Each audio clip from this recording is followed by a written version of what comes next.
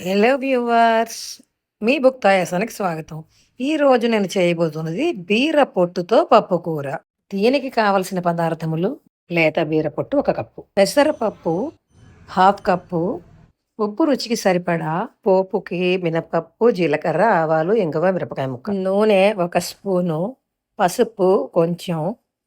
ముందుగా ఈ బీర పొట్టుని శుభ్రంగా కడుక్కుని మిక్సీ జార్‌లో వేసి కాస్త ముక్కా చెక్కగా అన్నట్టుగా కొట్టుకోవాలి. అంటే మరీ మెత్తగా కాకుండా.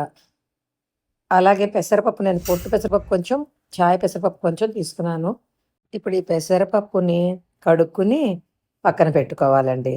ఇప్పుడు ఈ బీర పొట్టుని మూకుట్లో వేసి ఆ పైన ఈ ముందుగా కడిగి పెట్టుకున్న పెసరపప్పుని కూడా యాడ్ చేసి, బీర పొట్టు లేత బీరకాయ పొట్టయి ఉండాలి. దాని మీదన తగినంత ఉప్పు, పసుపు వేసి ఒక గ్లాసెడు నీళ్లు పోసి మూత పెట్టి ఉడికించుకోవాలి. ఒక 10 నిమిషాలు పోయాక ఉడికిపోతుందండి పూర్తిగా. మధ్య మధ్యలో చూసుకుంటూ ఉండాలి.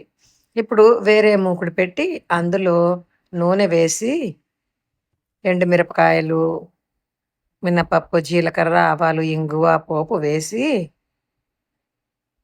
ఆ పైన కరివేపాకు కూడా వేసి, ఇప్పుడు ముందుగా మనం ఉడకబెట్టుకున్న బీరపొట్టు, పెసరపప్పుని కూడా